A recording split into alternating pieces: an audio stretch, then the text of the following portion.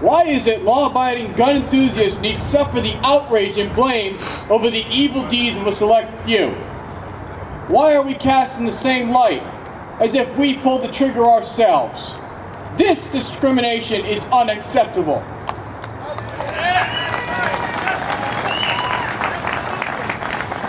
Today, I see history repeating itself. I see the misguided perversions of our rights being usurped by a minority who does not represent us, but rather represents their own agenda. I'm ashamed to think reading historical documents and sharing our founders' views is extreme. Since when did believing the Constitution make us domestic terrorists? Since when did sharing the view that we will defend our liberty at all costs become extreme? If you would only stop at worst to defend your rights, then you deserve to be your master's pet.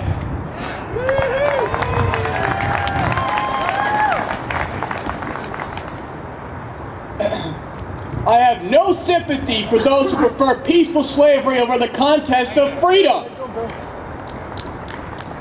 I am not here to debate.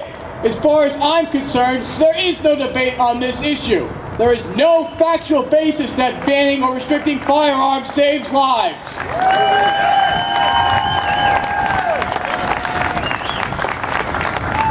We've tried that. It failed. But the statists don't let things like facts get in the way of their argument.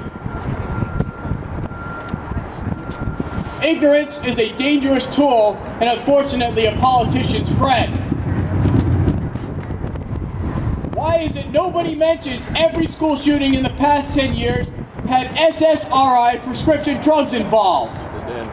You want to call him the show later? Oh, I ain't gonna be here. Why is it liberal-minded people understand prohibition doesn't work, but cannot apply the same concept to firearms? Alright, cool. Yeah, 2:15, 2:30, somewhere around there. Alright.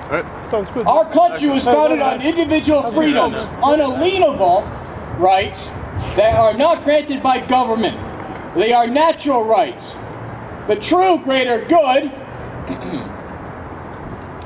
starts with the individual. The collectivists tell me, we need to restrict your rights for the benefits of society. To which I reply, what is the benefit of being in a society that fails to recognize individual rights?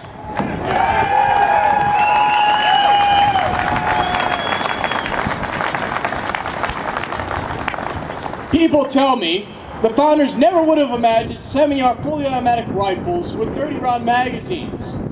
So the Second Amendment doesn't apply. And yet our First Amendment applies today to television, radio, phones, and the internet. You see, you cannot put an expiration date on our Bill of Rights, and you cannot pick and choose which amendments matter.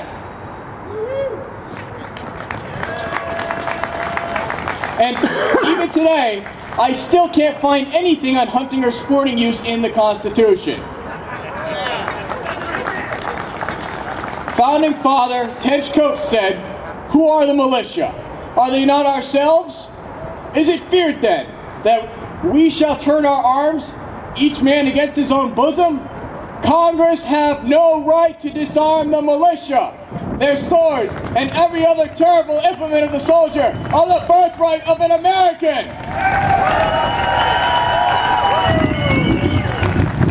The unlimited power of the sword is not in the hands of the federal or the state government, but where I trust in God, it will remain in the hands of the people.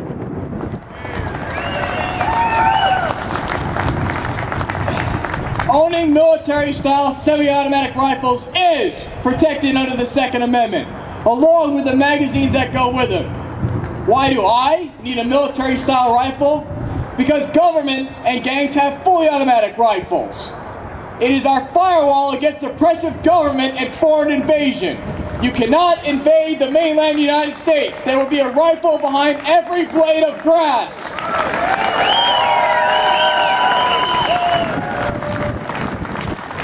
Why do we need magazines with more than 10 rounds?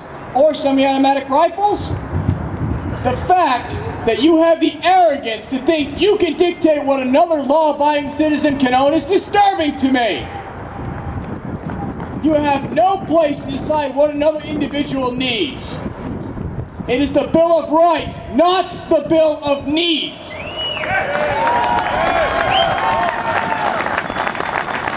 These laws are draconian and are nothing more than acts of mental masturbation.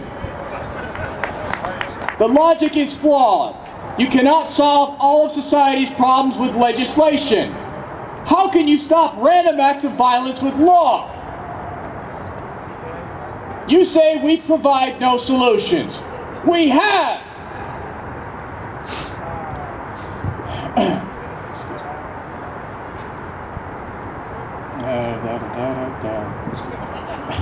I lost my place. We have. Many refuse to accept them because it contradicts their agenda of victim disarmament. The best way to stop a bad man with a gun is a good man with one. When seconds count, the police are minutes away. The most effective way to deter violent crime is the threat of an immediate armed response by an armed society. The price of liberty is eternal vigilance.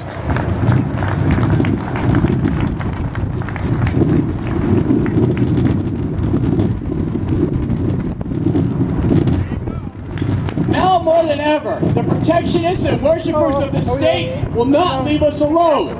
They pretend to want reasonable restriction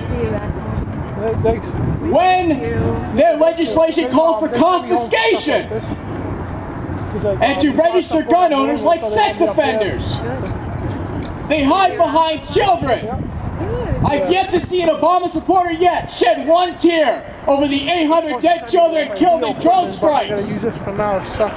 I've yet to see an Obama supporter shed a tear over the hundreds of dead men and women that were killed with the thousands of arms given to Mexican drug cartels under Eric Holder's Operation Fast and Furious. Where is the outrage? 20 children lost their lives. But what they do not know is that during the 20th century, democide was the greatest cause of unnatural death. 290 million people were exterminated by their own governments, all of them after disarming their citizens. How can one weigh human life? The death of hundreds versus the death of hundreds of millions? Many gun control advocates claim we're hysterical and that we live in fear. They care not for history's lessons. The only thing we fear is history repeating itself.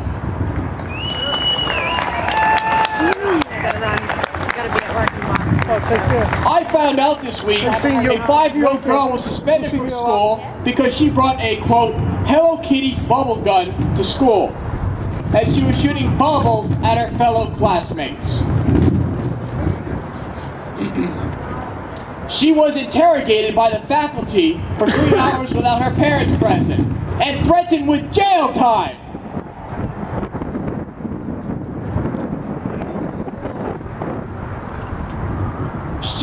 And another child was suspended for making his finger in the shape of a gun.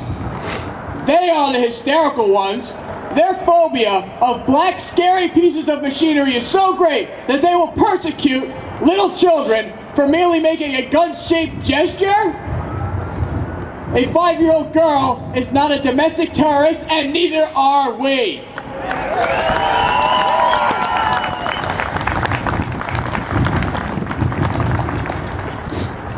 This legislation only exists to create a beachhead for total disarmament. This exact type of slippery slope legislation happened in Britain. First they will come for your rifles and magazines. Later they will take your handguns. Then your sporting guns. And in the end, you will be lucky to have a musket locked up in a gun club after months of paperwork. I have the first bill in my hands for the new assault weapons ban. It calls for the setup of forced buybacks and IRS tax credits. They are proposing confiscation!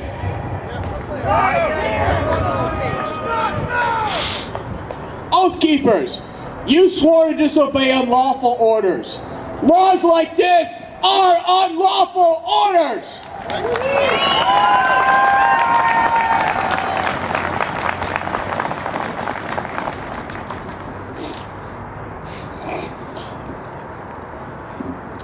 We, the Oath Keepers of the Constitution, including the Second Amendment, will no longer be put on the defensive.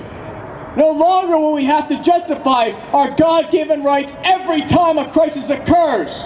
No longer will we tolerate politicians exploiting that crisis to use the threat of violence and the use of force to coerce agreement with authoritarian dogma.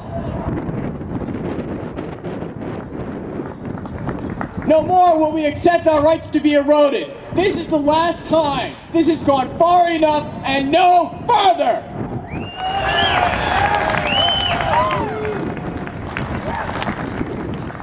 Ladies and gentlemen, this is our line in the sand. Any act made by public office, either state or federal, to control the ownership, sale, manufacture, register, ownership, or purchase or attempts to purchase of firearms or ammunition. Any act employing government agents for the purpose of asserting control over the people and their rights defined within the Constitution. Any act to enter or comply with international treaty that would do any of the points mentioned previously, as interpreted by the people, will be considered your willful act of insurrection, your willful act of insurrection and treason against the Constitution and a violation of your oath of office.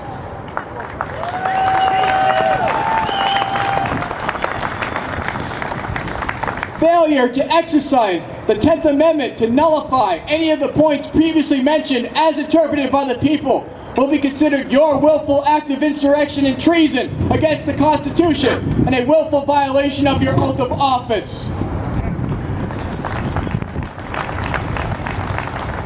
We will not register. Registration throughout history has led to confiscation. We will not participate in any national database, medical or otherwise. The Soviets used falsified medical records to imprison and disarm anyone who was politically dissident. It's another form of backdoor registration.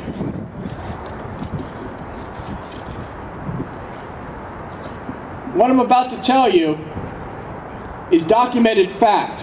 And if anyone denies this, I have the documentation right here, if anyone would like to read it before I continue.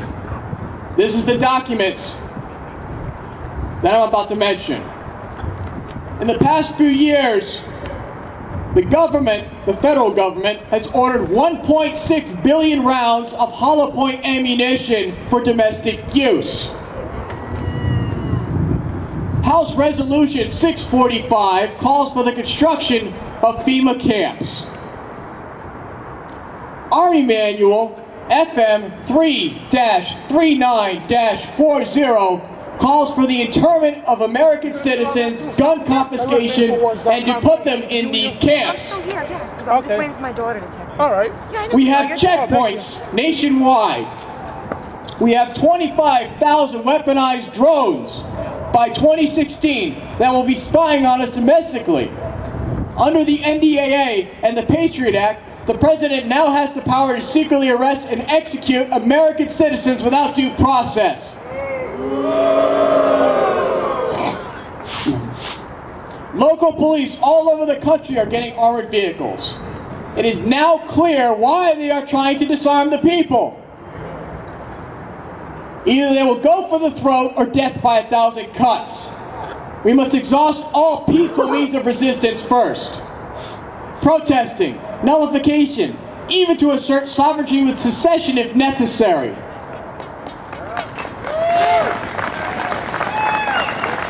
But if backed into a corner and forced to live under abject tyranny or to fight, we will fight!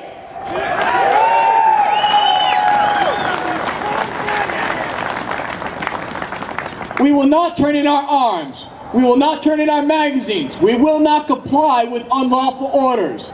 This is the last time we should have to explain shall not be infringed.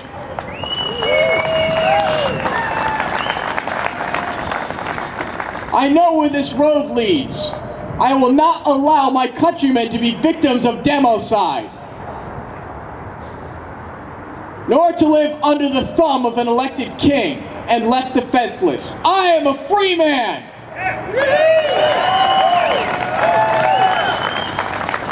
To those who forget their oath, remember Lexington and Concord. History repeats itself today. It's April 19th, 1775. What say you? For me, it's simple. Give me liberty or give me death.